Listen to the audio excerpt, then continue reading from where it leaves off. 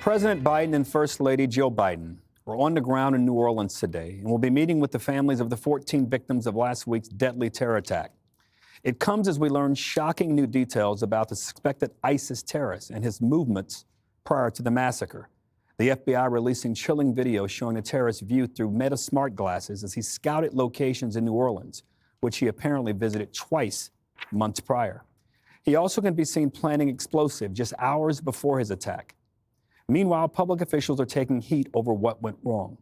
President Biden is facing criticism for saying that white supremacy poses the greatest threat to the United States. And there are growing calls for changes in the FBI leadership. But some Democrats say the bureau is doing just fine. Watch this. We have a very functional FBI right now that has investigated New Orleans, investigated Las Vegas, came out, told the public exactly what was going on. We must have an FBI check on Kash Patel and these other nominees for these very serious security positions. We must know what their background is. We must see their financial disclosure forms. Kash Patel should not be confirmed. And I think the terrorist attack in New Orleans and my heart goes out to those who have lost loved ones in that attack. Just underscores again the importance of having someone directing the FBI that has experience. Kayleigh, the concerns about Kash Patel from Democrats probably are in one basket. There are things, but what's your reaction to those who think that the FBI, that the leadership is functioning well in light of some of these things we've seen happen on New Year's Day in New Orleans in particular? Well, they clearly aren't functioning well. When the FBI came out about 6 a.m. just thereafter on the day of the attack and said, this is categorically not terrorism. I mean, there was an ISIS flag on the guy's truck. It didn't take much investigating to find that. And then they had to correct themselves. So a lot of people lost even more trust then. Look, ISIS, this was one of the deadliest attacks ever on U.S. soil. First, it was Pulse nightclub, then tied with San Bernardino, where 14 were killed, was this New Orleans attack. But here's the good news going forward out of this tragic event. I think we have a commander-in-chief that is going to nullify the threat. And it wasn't just that. Remember, there was an election day attack planned that was thwarted.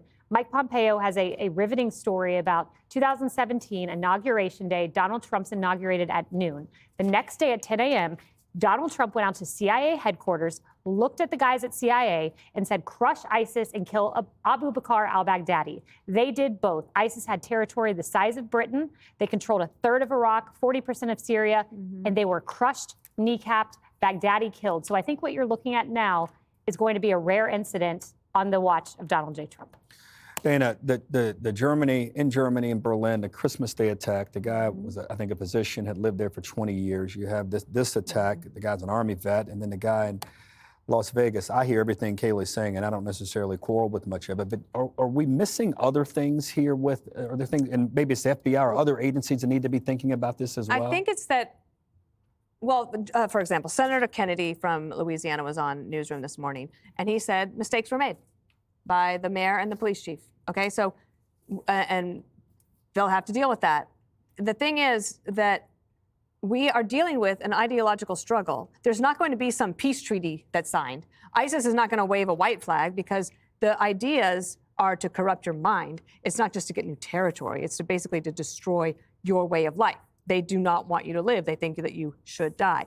The problem also is that you have this idea that live your life with confidence. Go out there. Don't worry about the terrorists. Okay, I want to do that too, but I want to be able to do that with confidence that you are going to harden the soft targets. If you're going to have a big event where everyone is crowded around, then you have to make sure that this kind of thing can't happen. And that's where Senator Kennedy said the mistakes were made. These cities know exactly how to protect them. They're just not doing it appropriately. But the other thing that really bothers me, and we talked about this, I think, a year ago, when Biden first came in, even before he came into office, he said that he was going to do this huge report at the Department of Defense to look into the biggest threat to our domestic civilians. And in his mind, he said, partly because of Charlottesville, that it was right-wing extremists. Now, the FBI has been saying this for years. I think even when I was in the Bush administration, there was concern about it. And yet, when the report came out, DOD, under the Biden administration, basically buried it. It was on page 17 of the New York Times. Little thing like, oh, actually, never mind. That's not our biggest problem. We didn't find a big problem here. Our big problem is that you have people who can get radicalized online and they can do something very quickly. They're also American citizens. In this case, this guy in New Orleans, which means he comes with the protections that the Constitution affords them. So hopefully, under the Trump administration, people rethink some things, and they've got a big event coming up in New Orleans, the Super Bowl. It's going to be super security tight. Everything's going to be fine, but there's a reason people have a lack of confidence about going to these events. Exclamation point, your thoughts about this? Well, it was this morning I saw in the New York Times, I get that little email. They did a thorough list of all the recent ISIS-inspired attacks. It could have been from Fox News. I'd never seen such a thorough list of things, and I thought it was so strange. It was suddenly okay. I mean, if you had done it, it would have been Islamophobic, But I sense there is a shift away from critical race theory, painting parents as terrorists, to actual terrorism because the election is over. If you pointed this stuff out when your team was in power, that's wrong. Instead, you had to play defense against criticism instead of terror. As for the white supremacy, there are still people that claim that that's the number one threat. MSNBC still did. All you got to ask to completely destroy that hoax, can you point to the hotbeds of white supremacy so we can get blacks to move out of there? Because they shouldn't be in these hotbeds of white supremacy. How come no one has ever given us an actual location of where they are? We warn people all the time of high crime neighborhoods. You don't want to live there. You don't want to move there. We know where there are deeply radical Islamists live in this country.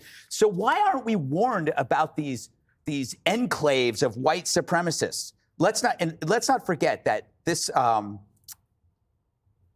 ideology in which condemning the destruction of our culture is somehow phobic.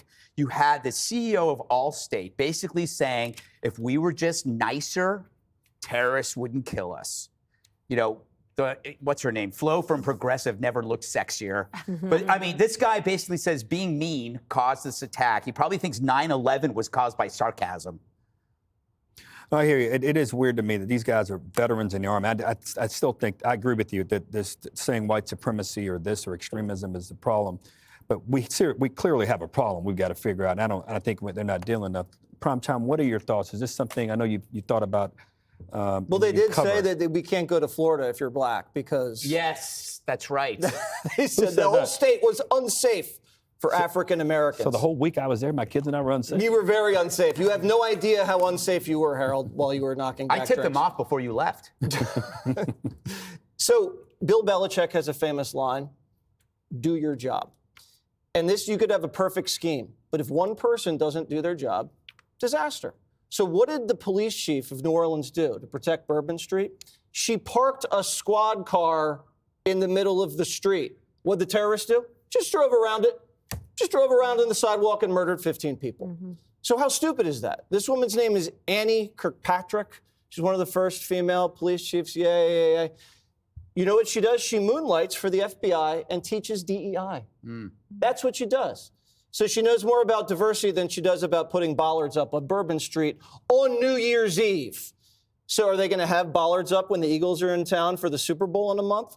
Well, they just spent millions of dollars on new bollards because the old ones, Harold, kept getting stuck on the beads you throw around girls' necks when they take their shirts off. And they kept getting submerged in what's called Bourbon Street juice. Now, I'm not going to tell you what that's in. People are watching dinner at home. It's disgusting. This is about dumb people in charge with dumb priorities, Harold. The FBI. Has Chris Wray given a press conference, as you said, this is the second deadliest terrorist attack since 9/11. Has he said anything? No. He's so fixated on Jan 6ers instead of jihadists. They're still hunting down 200 people that were wandering around the Capitol the other day. 200. Meanwhile, this guy, Army vet Muslim guy, is going to Egypt, coming back, scouting out our cities with Zuckerberg goggles. And this guy's totally not paying attention. I think Chris Wray needs to step down earlier than planned, and this Kirkpatrick lady needs to resign ASAP. I'm calling for it. There you go. I'm calling. You carry a lot of weight. I do. The Super Bowl will be in New Orleans, and I hope they have it. I hope they're better prepared. But the Eagles will not. The Eagles will be. Don't lose another bet to me, Harold. You still owe me for the last election. Click here to subscribe to the Fox News YouTube page to catch our hottest interviews and most compelling analysis. You won't get it anywhere else.